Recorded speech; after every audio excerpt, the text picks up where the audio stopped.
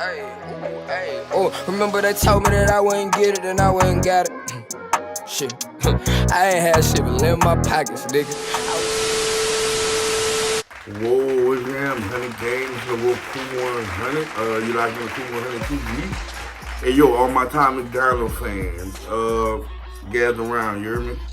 Got this, extreme, I don't know if you're a Tom MacDonald hater, but he don't got, nothing good to say about our boy. Nah, this dude, punk rock NBA, really throwing salt on our dude Tom MacDonald, bro. Saying that he's a white boy complaining about black problems and how he's a gimmick. He teaches his fan base how to be victims instead of finding solutions. Overall, I just found the shit real disrespectful. Y'all, check this out. Most hated artist, Tom MacDonald, and some other artists by punk rock motherfucking NBA. Like, comment, subscribe, smash that noty bell. We on the mission to 1,000. Let's get it. Shout out to all my new subs. Tell a friend, you. Let's see what this is about, bro. The punk rock NBA. What's up, everybody? I'm Finn McKenty. This is the Punk Rock NBA, and welcome back to my Most Hated Artists series. This is where I talk about artists that people seem to really hate for whatever reason, and I try to understand exactly why. Because I think any time that people feel that strongly about anything, there's something to be learned here from like a marketing and consumer psychology perspective. And you know me, that is what I like to geek out on. Please subscribe and turn on notifications. And I want to thank Skillshare for sponsoring this video. And with that out of the way, let's get into it. Here we go. Alright, first up we have Tom MacDonald. If you're not familiar with Tom, he is a Canadian rapper whose whole shtick is basically, I'm a white guy, deal with it, snowflake. For example, wow. White people hate me, they say that I'm using my privilege for evil, I get it, hey. Or, can't just label me racist cause I'm related to people who did some terrible way back before I was alive. And of course,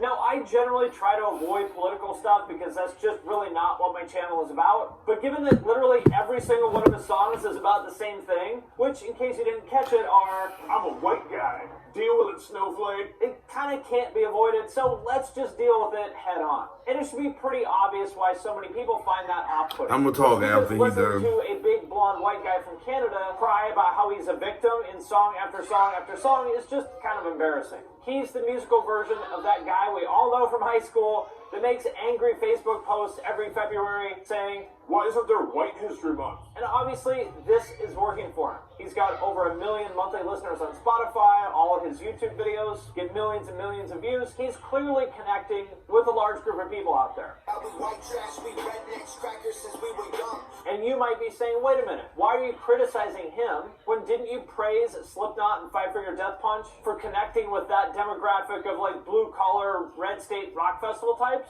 Why are you criticizing him for doing the same thing? That is a totally valid question, but I think what he's doing is different in a subtle but important way. Those bands are connecting with this demographic in a way that I think is fundamentally empowering. Their message is more like the elites. Tom MacDonald is empowering. About you, but we didn't. We're here for you. We've got your back. And now we as a community. I don't know. Every song I listen to, I get a message out of it. What is he talking about? And you can say that the way they do it might be cringy or corny, and it may not speak to you, but personally, I support it because I think ultimately it's a positive message. They want to help their fans.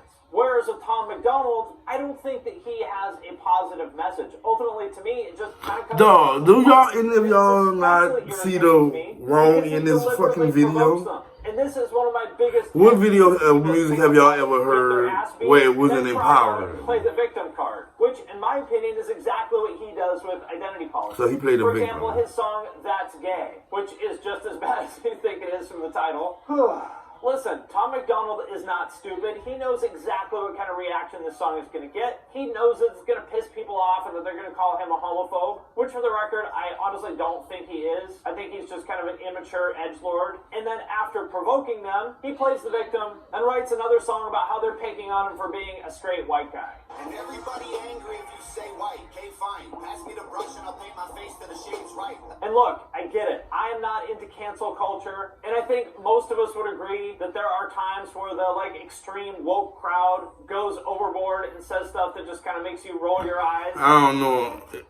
Every Latino out of this country, then who is going to be cleaning your toilets, Donald Trump? But responding to that by making your entire persona about, I'm a white guy, deal with it, snowflake, is not the move. And so to get to the point of this video, I think the reason why people dislike him so much is not because he's a straight white guy. That's a straw man on his part. That's what he wants you to think. But I think the real reason why people dislike him so much is because he comes across as a whiner. And nobody likes a crybaby. He sort of positions himself as this fearless rebel who's willing to say the things that nobody else will say. And gay people hate me because when I see something I don't like, I say that it's gay. Straight people hate me for having the balls to go say what they think, and that makes them afraid. But what I see is somebody with a persecution complex, painting himself as the victim, and worst of all, telling his audience that they're victims too. And if you've watched my other videos, you know that that's something I'm just not on board with.